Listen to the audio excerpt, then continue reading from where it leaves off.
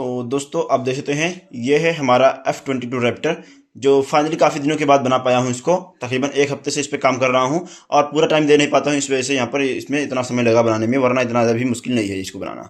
और यहाँ पर आप देख सकते हैं काफ़ी बड़ा ये दिख रहा है वैसे तो, और है भी ये काफ़ी बड़ा, तो दिख भी रहा है जो कि आपके सामने। तो अब आपको बताऊंगा इसका इलेक्ट्रॉनिक सेटअप कैसे करना है और इसका सीजी कैसे निकालना है, और इसके अंदर और भी काफ़ी कुछ बताने वाला हूँ जो ध्यान रखने वाली बात है, जिसकी वजह से बार बार प्लेन अक्सर क्रैश होता रहता है अगर बनाते हो तो सबसे पहले दोस्तों आपको इसको बता देता हूँ इलेक्ट्रॉनिक सेटअप किस तरह से इसका हमने किया है। तो आप देख सकते हैं यहाँ पर ये प्लेन है इसका, तो ये काफ़ी हैवी है। यहाँ पर हमने लगाया, इसको थोड़ा और आगे यहाँ पर लाना चाहिए था, बट यहाँ पर हमने बाद में ध्यान दिया, लेकिन जब चिपका दिया था तो देर हो गई थी, इसलिए ऐसा भी है। बस इसको लगाने की वजह यह है क्योंकि ये पहले भी लग रहा था कि फाइटर प्लेन ही है, बस इसको लगाने की वजह यह है कि बार बार जब गिरता है तो प्लेन इस बार जब गिरेगा तो सीधा इसका नोज टूट जाता है, जिसकी वजह से प्लेन खराब होता है और फिर दोबारा इसको हमें नया बनाना पड़ता है। तो इस वजह से अब इसको दोबारा बनाने की जरूरत नहीं पड़ेगी, इसलिए हमने इतना मजबूती इसके अंदर दे दिया है। तो यहाँ पर इसको हमने बना दिया है। अब यहाँ पर हमने बम्बू स्टिक लगाया, यहाँ पर बांस की लकड़ी जो सस्ती होती है, वरना कार्बन फाइबर रॉड अगर इस्तेमाल करोगे तो काफ़ी महंगा पड़ेगा। तो इसको हमने यहाँ पर लगा दिया है। तो इतना आपको लगा देना है, यहाँ पर पतला लगा देना है, ताकि ये इसका जो ये विंग स्पैन है ये बेंड ना हो जाए ऊपर हवा के दबाव की वजह से, या फिर गिरने के बाद टूट ना जाए जल्दी से। और इस पर हमने टेपिंग लगा दिया है दोनों साइड से, ताकि ये और ज़्यादा मजबूत रहे थर्माकोल। और थर्माकोल वैसे भी मजबूत काफ़ी ज़्यादा होता है क्योंकि ये फिश वाला थर्माकोल है, बेसिकली मछली का जो गत्ता होता है वही है, वहाँ पर रखा भी हुआ है, देख सकते हैं यहाँ पर। तो अब ये है इसका मोटर। तो इसके अंदर हमने आप देख सकते हैं यहाँ पर 2200 केवी का मोटर इस्तेमाल किया है ये, और ये हमने 6045 प्रोपेलर इस्तेमाल किया है। आप इसमें छोटा प्रोपेलर भी इस्तेमाल कर सकते हो यहाँ पर, तभी फ्लाई कर पाएगा, बस थ्रस्ट थोड़ा कम मिलेगा तो स्पीड कम मिलेगी आपको। यहाँ पर ये है 5045 प्रोपेलर, और आप देख सकते हैं यहाँ पर लिखा भी हुआ है 5045, और ये है 6045। तो हमने यही इस्तेमाल किया है। लेकिन इसका इस्तेमाल करने का तरीका यह है, क्योंकि हमने पिछली बार जब गलती की थी वो गलती नहीं करना आपको। ये प्रोपेलर जो है इस तरह से डायरेक्टली आपको सीधा नहीं लगाना है, इस तरह से अगर लगा दोगे तो हवा कम मिलेगा आपको, थ्रस्ट कम मिलने वाला है। तो इस तरह से इसको उल्टा लगाना है प्रोपेलर को, जो नंबर इस पर लिखे हुए हैं इसको पीछे साइड होना चाहिए, यानी इस तरह से इसके मोटर के साइड में होना चाहिए इसका जो नंबर लिखा हुआ है यहाँ पर। तो इस बात का खास ध्यान रखना आपको। तो इस तरह से अगर लगाओगे इस पर तो काफ़ी ज़्यादा थ्रस्ट मिलेगा आपको, और मैंने ट्राई भी कर लिया है। अब यहाँ पर आपको ध्यान देने वाली बात यह है कि इसको अच्छे तरह से यहाँ पर टाइट करना है, वरना आपको क्या होगा, ज़्यादा इसका थ्रस्ट देगा तो ये मोटर का हो सकता है, ये जो बुलेट कनेक्टर है निकल जाए तो गलती से आपका प्रोपेलर टूट जा सकता है या निकल के ला सकता है, तो काफ़ी इंजरी कर सकता है। तो इस बात का ध्यान रखना है। साथ ही साथ इसका जो यहाँ प्लाई बोर्ड है, आप इसको और ज़्यादा मजबूती से चिपकाना। मैंने काफ़ी ज़्यादा ग्लू गन इस्तेमाल किया, जिसकी वजह से काफ़ी ज़्यादा मजबूत है ये। और ये इसका जो है ये वर्टिकल या फिर हॉरिजॉन्टल ये स्टेबलाइजर है यहाँ पर, और ये इसका जो है ये एलोरॉन और एलिवेटर की तरह करेगा। यही बेसिकली प्लेन को स्टैंड करवाता है, प्लेन को उड़ाने यानी जो ऊपर होता है ऊपर नीचे कराएगा प्लेन को, और लेफ्ट राइट भी करवाएगा यही बेसिकली। और बाकी यहाँ पर होता है जो एलोरॉन यहाँ पर लगाया था, लेकिन हमने इसी में एलेबॉन सेटिंग कर दिया है, तो दोनों सेम ये काम करेगा। अभी दिखाऊंगा किस तरह से काम करता है बेसिकली। तो ये है। अब इसका वेट कितना है ये भी आपको दिखाने वाला हूँ। अब इसका थोड़ा सा इलेक्ट्रॉनिक सेटअप दिखाते हैं पीछे। तो इसको बंद करते हैं, इसके बॉक्सेस को। मैं इतने डिटेल में इसलिए बता रहा हूँ दोस्तों क्योंकि काफ़ी सारे लोग हैं जो बना रहे हैं और बार बार उनका सवाल रहता है कि भाई क्या करना चाहिए, किस तरह से सेटअप करना चाहिए, तो इस बार इसलिए इतना डिटेल में बता रहा हूँ। और यहाँ पर इसका कंपार्टमेंट है, यहाँ पर इस पर भी डबल साइड टेप लगाकर चिपकाया है, और यहाँ पर हमने इसको इस तरह से चिपकाया ताकि ये हमारा जो है ये मुड़ जाया करे।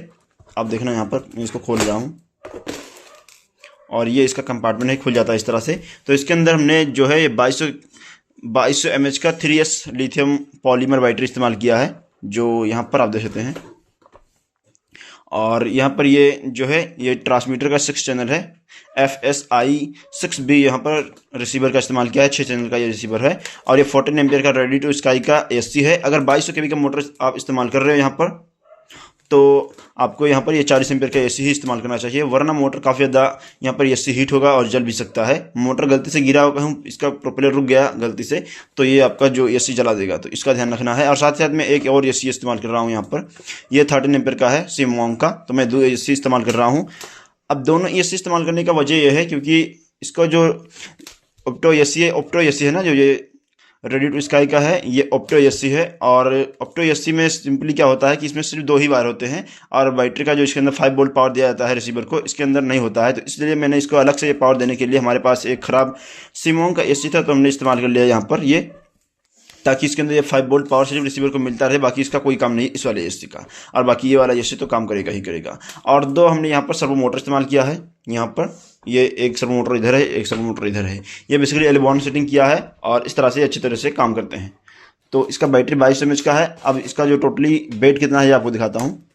अगर कुछ छूट गया है दोस्तों बताने के लिए तो बताना, मुझे कोई सवाल है तो कमेंट करके बताना, मैं ज़रूर आपको रिप्लाई दूंगा।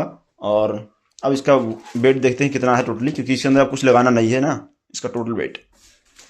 तो ये वेट कैलकुलेटर है डिजिटल। और अब जो है इसको ऑन करते हैं। ऑन हो गया। एक बार नॉर्मल देखते हैं इसका सही दिखा रहा है कि नहीं। ये 28-29 ग्राम इसका वेट है तो सही है। अब देखते हैं इसका वेट कितना है टोटली। तो ये जो प्लेन है इसका टोटल वेट अप्रॉक्सीमेटली कितना होना चाहिए, 700 ग्राम से कम होना चाहिए, यानी 700 ग्राम से कम होना चाहिए। और अब देखते हैं कितना ग्राम है टोटली इसका वेट। तो सबसे खुशी की बात यह है यहाँ पर कि इसका जो टोटल वेट है ये सिर्फ 636 ग्राम है, यानी ये पॉजिटिव पॉइंट है। और ये काफ़ी ज़्यादा खुशी की बात है, क्योंकि ये जब 636 ग्राम रहेगा तो ये काफ़ी अच्छे तरह से फ्राई कर पाएगा, स्टैंड भी करेगा, काफ़ी फास्टली करेगा, क्योंकि इसका थ्रस्ट अप्रॉक्सीमेटली 900 ग्राम से भी ज़्यादा होता है, कभी कभी 950 ग्राम हो जाता है। तो इस तरह से इतना थ्रस्ट देगा। और 600 ग्राम इसका वेट, 650 ग्राम मान के चलते हैं इसका वेट होगा टोटली। तो ये अच्छे तरह से फ्राई करेगा और काफ़ी बैकअप भी मिलने वाला आपको, क्योंकि फुल थ्रोटल देने की जरूरत नहीं पड़ेगी। 70 से 80% थ्रोटल पर अच्छे से फ्राई कर पाएगा यहाँ पर। तो इतना ये पॉइंट हो गया इसके अंदर, जो ध्यान रखने वाली बात है आपको बता दिया। अब इसका सीजी देखते हैं किस तरह से निकालना है। तो दोस्तों ये है प्लेन, और अब इसको हमें इस तरह से सेटअप करना है, इसका सेट करना है ताकि इसका बैलेंस बिल्कुल बैलेंस रहे। तो यहाँ पर इसका सीजी होता है। और अब रखते हैं इसको।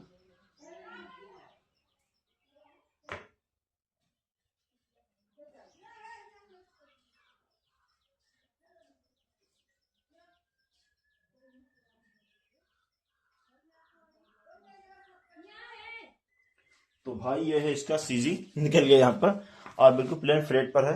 तो आप देख सकते हैं इस तरह से आपको इसका सीजी निकालना है, और बिल्कुल बैलेंस पे है बैटरी लगाने के बाद भी। तो आप देख सकते हैं दोस्तों कितना परफेक्टली हमने इसको बैलेंस किया सीजी को।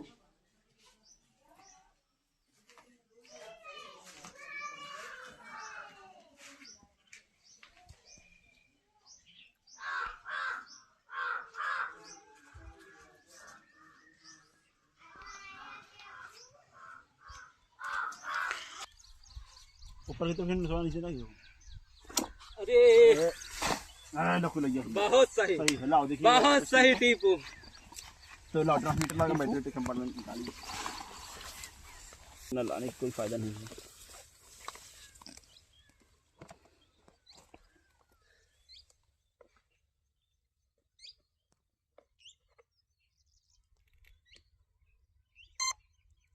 कनेक्टेड भैया, पीछे कनेक्ट वहीं चिपका दो ना।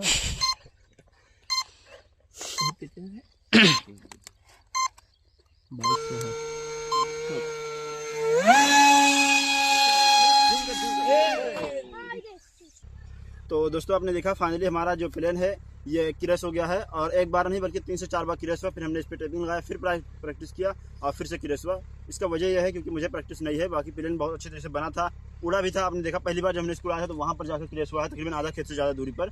बस हमने इसका डायरेक्टली जो है ये थ्रोटल को डाउन कर दिया, सॉरी जो इसका एलिवेटर होता है डाउन कर दिया, और इस वजह से बिल्कुल प्लेन इस तरफ जाके बिल्कुल नीचे आ गया इस तरफ से। बाकी कंट्रोल तो किया था बहुत अच्छे तरह से, बट अभी प्रैक्टिस नहीं है।